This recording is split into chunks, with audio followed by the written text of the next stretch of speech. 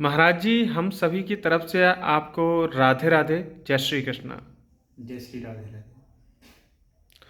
तो महाराज जी, मेरे मन में कुछ प्रश्न आए हुए हैं, जी तो उनका समाधान पाने के लिए और भी भक्तजनों के मन में कुछ प्रश्न होंगे। जी तो उनके मार्गदर्शन के लिए मैं आपसे कुछ प्रश्न पूछना चाहता हूँ जी और आपसे मार्गदर्शन लेना चाहता हूँ। जी तो महाराज जी, मेरा प्रश्न पहला ये है जी कि धीरेन्द्र शास्त्री, जो कि आए दिन चमत्कार पे चमत्कार कर रहे हैं, या हम लोग सोचते हैं ये भगवान की शक्ति है, तो इसमें क्या है? ये आपके विचार में ये क्या है? जो हमारे पूजनीय बड़े भ्राता श्री जो धीरेन्द्र कृष्ण शास्त्री हैं बागेश्वर धाम, ये कोई जादू नहीं है, ये कोई टोना नहीं है। सबसे प्रथम बात तो ये है, कई लोग उनकी बुराइयां करते हैं, ऐसा नहीं। उनके ऊपर बालाजी की विशेष कृपा अनुकंपा है, जो उनके द्वारा ये कार्य कराया जा रहा है।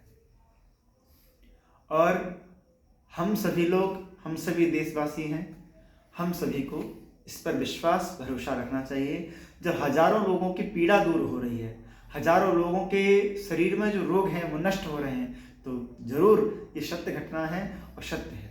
मैं उनका हृदय से समर्थन करता हूँ और बहुत बहुत धन्यवाद करता हूँ। उनके चरणों में हनुमान जी के दर्शन करते हुए शत शत प्रणाम करता हूँ, इस स्वरूप को देखते हुए। महाराज जी, मेरा दूसरा प्रश्न है आपको, क्या आज भी ऐसी शक्तियां हैं महाराज जी? बिल्कुल, आज भी ऐसी शक्तियां यूं हैं, क्योंकि भक्त के अंदर वही तपस्या होती है।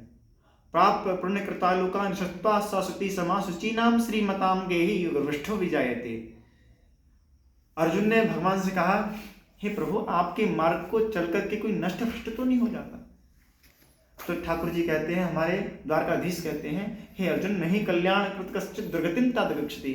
जो मेरे मार्ग के लिए चलता है, मेरी ओर चलता है, मेरे तरफ चलता है, उसका दुर्गतिम तद गच्छति, उसकी दुर्गति नहीं होती। फिर क्या होता है? प्राप्त पूर्ण कृता लोका नशुत्वा सरस्वती समा शुचि नाम श्रीमताम गेहे योग भ्रष्टो विजायते। वो पुनः जब जन्म लेता है तो श्रीमानों के घर में, अच्छे कुल में, ब्राह्मण कुल में विद्वान होकर के प्रकट होता है, भगवान का भक्त बनता है। शुचि नाम श्रीमताम गेहे योग भ्रष्ट हो जाता, जो योग भ्रष्ट होता है और जो तपस्वी होता है, इसकी तो बात ही क्या है। तो ऐसे ही हम लोग, हम भारतवासी हैं, हमें इस विषय पे बहुत विश्वास और भरोसा रखना चाहिए। इसमें कतई ही अविश्वास का विषय नहीं है।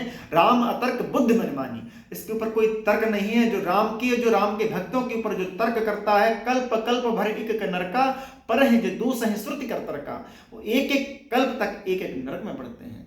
इसलिए हम लोगों को इसमें तर्क नहीं करना चाहिए।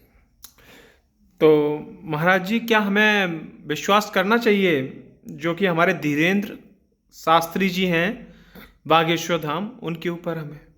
जी देखो भैया, सबसे बड़ी बात यह है कि विश्वास हमें हर भक्त पर करना चाहिए, क्योंकि भक्त तो भगवान का स्वरूप है।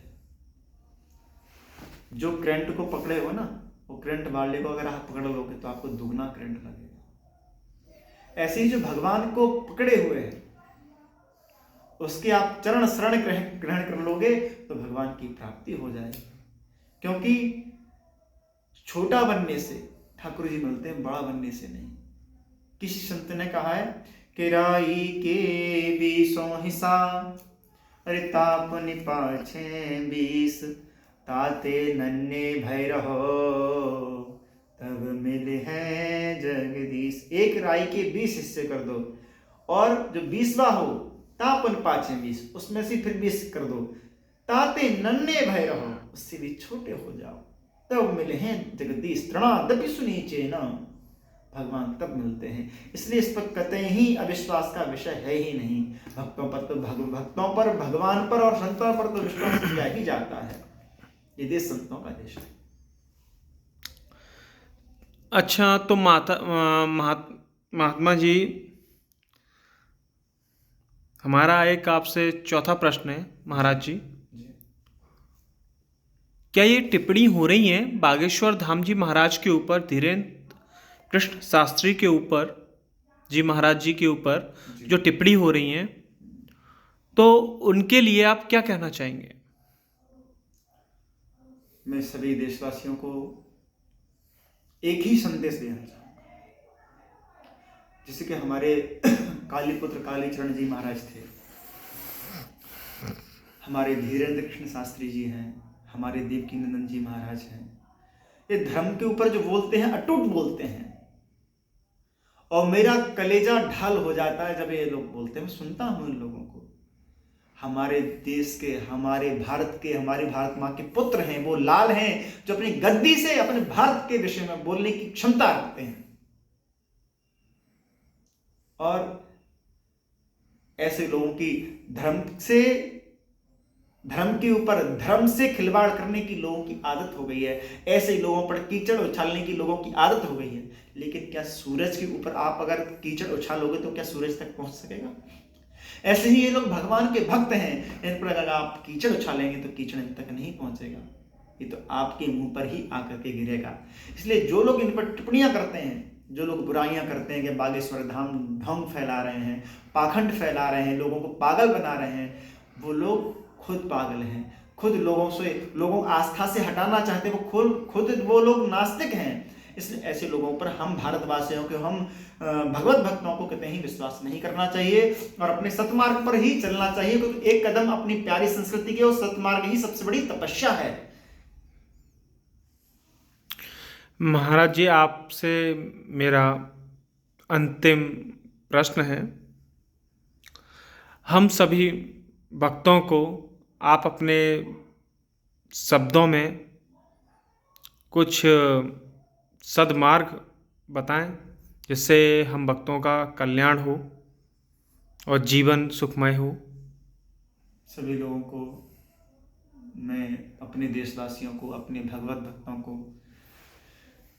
हमारे अध्यात्म भक्ति परिवार से जुड़े हुए सभी सदस्यों को एक ही मार्गदर्शन देना चाहूँगा और यही बोलना चाहूँगा कि हमारी संस्कृति है उससे हमेशा जुड़े रहें, क्योंकि मानते हैं हमारी संस्कृति का क्षय हो रहा है। लोग अंधविश्वास फैला रहे हैं, लेकिन कहीं ना कहीं तो विश्वास है। हमें हमारे प्रभु से जुड़े रहना चाहिए, हमें किसी की बातों पर भरोसा नहीं करना चाहिए। सतमार्ग पर चलना ही सबसे बड़ी तपस्या है, पहला बात। दूसरी बात, हमें भगवान के चरणों से मिलना चाहिए, उनके चरणों में लगे रहना चाहिए, क्योंकि भगवान कहते हैं सन्मुख होए जीव मोहि जबहि, जन्म कोटि अघनाश है तभी। जो भगवान के सन्मुख हो जाता है उसके जन्म जन्मांतरों के कष्ट दुख निवृत्ति हो जाती है। इसलिए उनके भक्तों से जुड़े रहें और भगवान से जुड़े रहें। इसलिए दोनों से जुड़े रहें। भक्त हैं तो भगवान है, भगवान है तो भक्त हैं, इसलिए दोनों से जुड़े रहें। यही देश का मार्गदर्शन है। और अपने देश के हित में बोलने के लिए चाहे हमारे सामने कोई भी हो, हमें रुकना नहीं चाहिए। अपने देश की बात सबके सामने कह सकते हैं, खुलकर कह सकते हैं। धर्मो रक्षति रक्षतः, अरे हम धर्म की रक्षा करेंगे, धर्म हमारी रक्षा करेगा।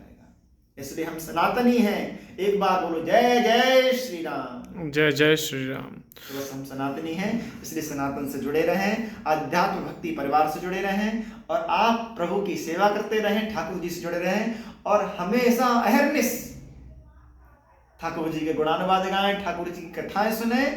और अगर अपने देश पर कोई भी उंगली उठाता है, अपने धर्म पर कोई भी उंगली उठाता है, तो उसकी उंगली ना काट पाओ तो कम से कम शब्द काटने की क्षमता तो हमेशा रखना। बस यही देश को संदेश देता हूँ। जय श्री कृष्ण, जय श्री कृष्ण, जय श्री राधे। महाराज जी, आपने हमें इतना समय दिया, इसके लिए मैं आपका बहुत बहुत आभारी हूँ। और मैं आपसे अब इतना समय, आपका कीमती समय मैंने गुजार दिया, आपने इतना कीमती समय अपना हमें दिया, तो इसके लिए मैं बहुत बहुत आभारी हूँ। और जय श्री राधे महाराज जी। जय श्री राधे। जय श्री राधे।